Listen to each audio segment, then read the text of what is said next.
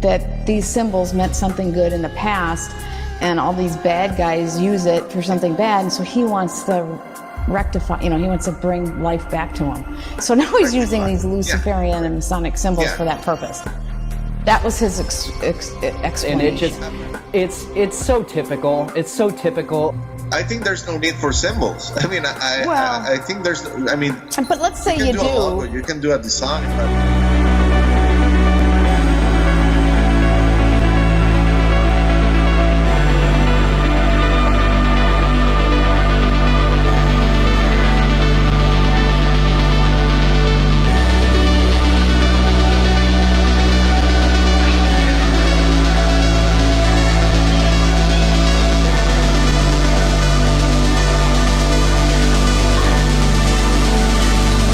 Even on his art, because he has art on his webpage, it's very Masonic. I mean, you'll catch the Eye of Providence, you'll catch pyramids, you'll catch everything.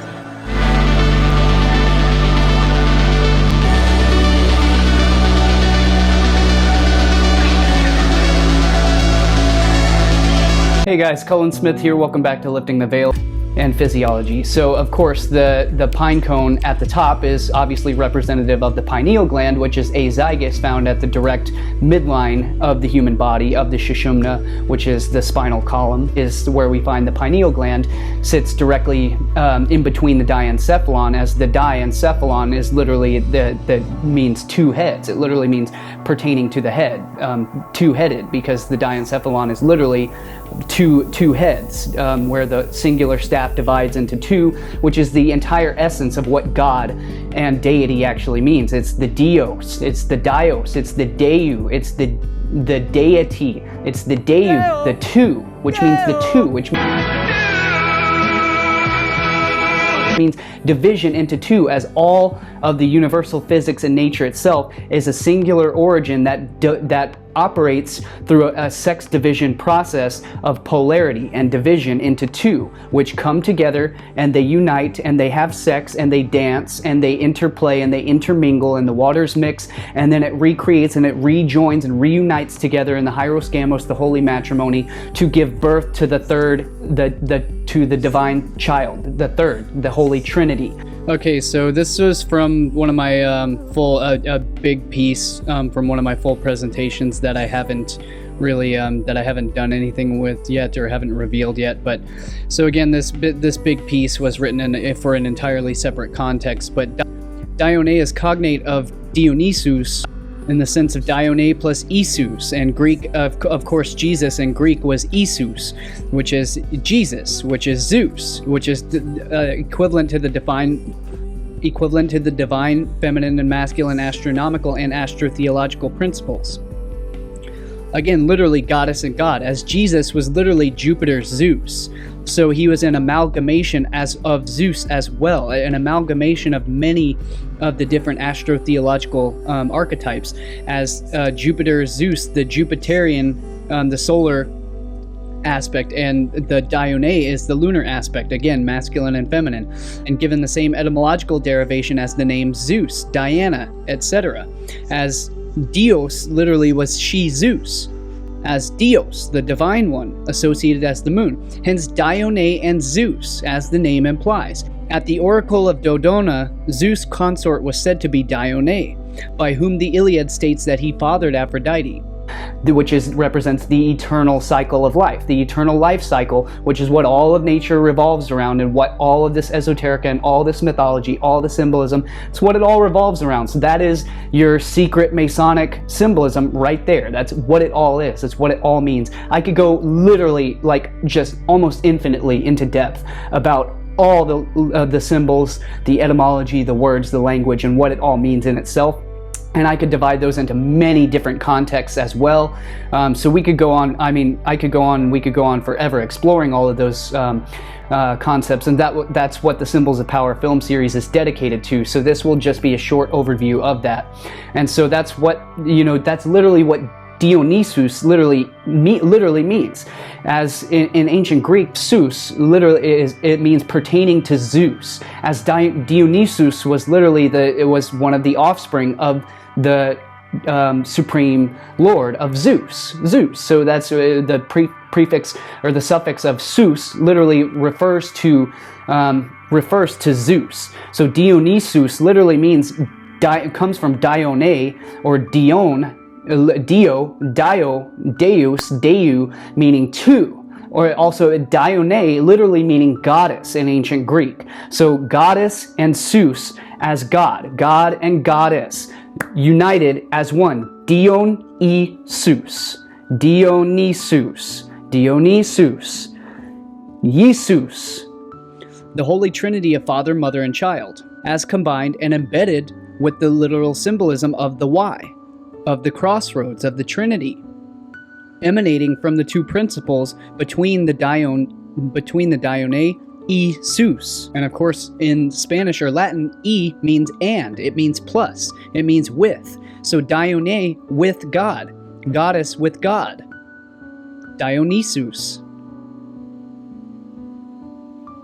Which gets us into the essence, it's the whole essence of the Divine Trinity, which is the whole essence of the 47th problem of Euclid, which is the Pythagorean principle. But we will go so much deeper into this in separate presentations. Christus, Jesus Christos, God and goddess united as one to create the divine third solar trinity, the solar child, the divine immaculate conception of the solar child, of the sun, of the cycles of nature and the cycles of the seasons, and the process of sexual fecundity and creation itself, the fertility of nature, which is what the wine, the crops, the harvest, the festival season, what it all represents. That's what the drunken revelry, why Dionysus is the god of wine and the harvest, and the cyclical celebration of the harvest festival. And that's why he is the slain harvest lord. He is cut up and slain into many pieces, just as Jesus, Osiris, Tammuz, on and on and on.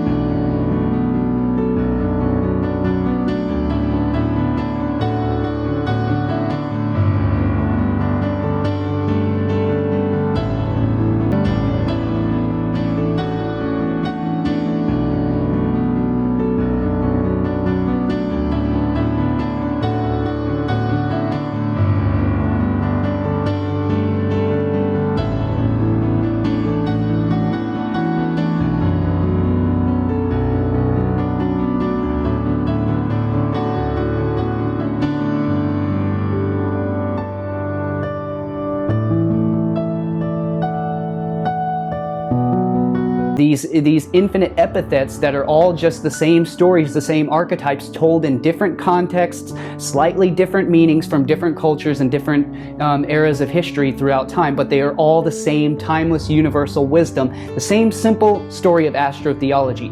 So that's of course what Dionysus actually is God and goddess uniting, Dionysus, uniting as one, coming together at the same time. They come as one. You come with your partner, you come together as one, and you come and unite, both of you unite in communion with each other. You come in unison, you come together, you come union, which is literally, we cover this in Symbols of Power Part 2, all in depth. We will go so much deeper in future presentations as well. So that's what the Holy Communion actually is, the sacred communion, which in ancient Gnosticism is known, in spermo-Gnosticism is known as the sperma communion, which literally means the communion of the sperm. It's the mixing of the two waters, the mingling of the two waters, the heiros gamos, which is literally the mixing of the gamete, of the intrafallopian gamete transfer, which is the gift. That's the gift of life. It is the game of love and the game of life.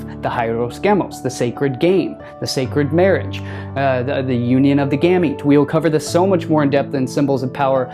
Is it part 4 or will it be part 5? I don't know, but it will be in one of my full feature films exploring navigating the maze and all of that, which I've shown clips here and there, and we'll be showing the same clip in some of my future films as well. But so that is what the sacred game, the sacred union is all about. And that's why, you know, the symbol that we're seeing here of the lemniscate, and, you know, I like how Sasha, you know, added in a cardioid figure, or in other words, a heart shape at each side of the lemniscate, and topped by the central pillar, the central axis. So what this is all comes from literally the esoteric anatomy of the human physiology.